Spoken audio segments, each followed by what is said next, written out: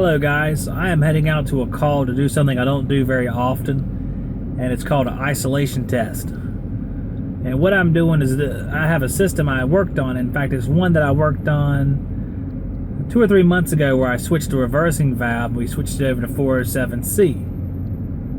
And at the time we were concerned there was going to be another mechanical failure because the machine had been running real rough for a long period of time and had several service calls before I came out there. But once we were finished, it looked like the machine was doing very well. Everything was running to spec. We're real happy with it. It was cooling down. But about a month and a half later, or a couple weeks ago, the guy called me and said it started blowing warm air. So I went to go check it, and it was very low in refrigerant. And of course with 407C, you can't just top it off. You have to withdraw whatever refrigerant is in it and recharge it, because 407C has a very high fractionation rate, meaning it will fractionate much worse than refrigerants like 410A, which you can top off.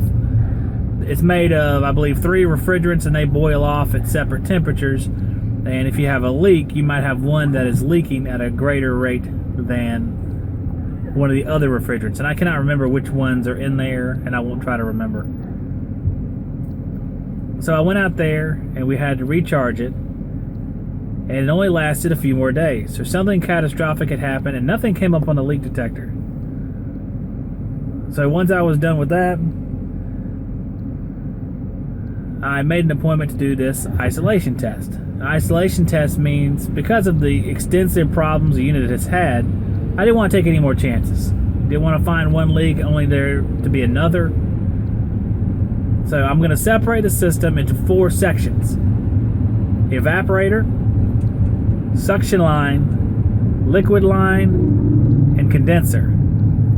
We're going to weld access ports into each one of them, and we're going to pressure test them separately over a multiple day period. The minimum, I'd say, is 24 hours, but hopefully more than that. The guys had to wait a couple days because of rain, so we'll see how his patience works out. We might check them the following day, but then leave the pressure on. And of course, every time you check pressure, you're going to lose a slight amount of it. So that's where we're going now. I'm going to weld the access ports in and put the pressure test on. We're going to take the remaining 407C out of the machine, and we're going to see what we get into as far as finding a leak. We're looking at the unit. We have around 5 pounds of pressure. Residual pressure. That is not very impressive. I'm going to actually gas this thing up real quick with nitrogen and check it and see if we can hear any leaks, because that's pretty much nothing in the system. Guys, you can see back in there we have the capillary tubes from the evaporator, and once we put pressure on it, you can see it's blowing around that water in the drain pan because it has rubbed raw. So I'm going to see if I can bring those tubes out so we can take a look at them, see how bad off they are, and see what we can do about maybe sleeving them or doing something else like that.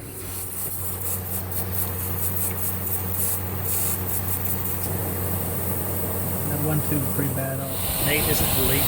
You can hear it. I have 300 pounds of nitrogen, or I did. It's a small leak. Once you move the line to get access to it, you can feel all of the nitrogen leaking out. This is what caused your issue. When I arrived here today, there was actually no pressure on the system, so it had gotten much worse.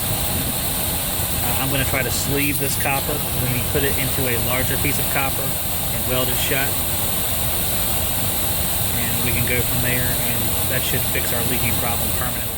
Alright guys, I'm putting this sleeve on. I'm going to put it on this piece, slide it on the other piece.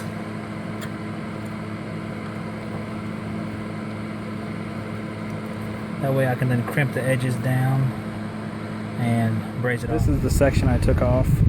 It is very degraded. It has been eaten away because it's been sitting underneath that water. And I took this whole section out just by kind of wiggling it a little bit. It snapped right off. Very sad.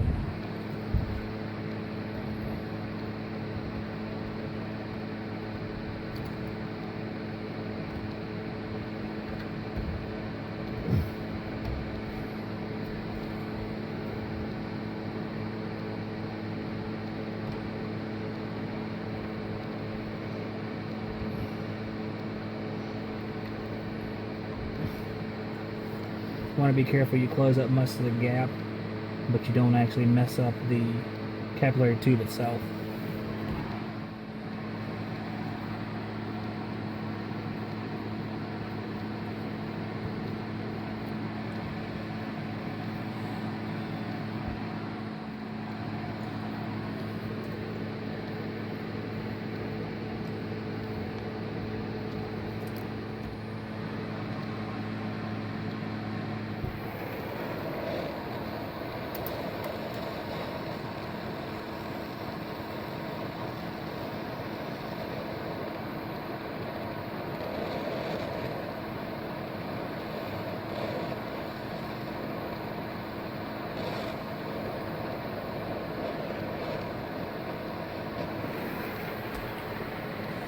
Got to make sure you don't collapse that pipe.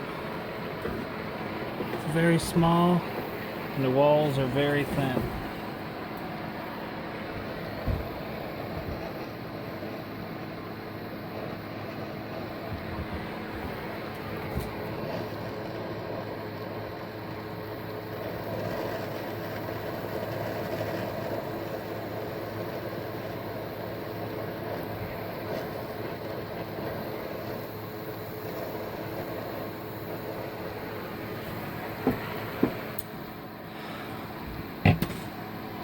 Got to move quickly because you don't want to stay the heat on that one too long, or else you'll have a big problem.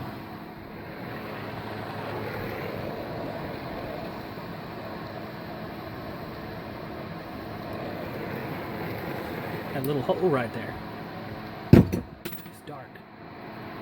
So we repaired the first line here. Now we're moving to the second line because I started hearing some hissing, and once I moved that line, it opened up. And then we have a third line here that's not hissing, but I don't know if it'll start doing so as soon as we leave. So, same as that salt corrosion on those lines down at Oak Island. This is the same story. It's just corroded out. The walls of the copper are real thin, and it's starting to shit the bed. Here are the two feeders, and even on the edge of the pipe going into the feeders, it's still leaking on the pipe itself. The pipe I have not repaired here. Down here it's leaking. There's just holes all the way down the pipe that you couldn't see until you put the bubbles on them. As you see, there's a giant bubble right there. And there might be a little bit of leaking on one of those joints. It's hard to tell because of all the other crap going on here. But the piping itself has just been eat away so much. This noise you hear is this one right here. Right there. So all three of them were leaking like sieves. So at this point, after repairing two of them and seeing this still going on, I'm leaning toward trying to find an evaporator so I don't have to come back here next week for something else.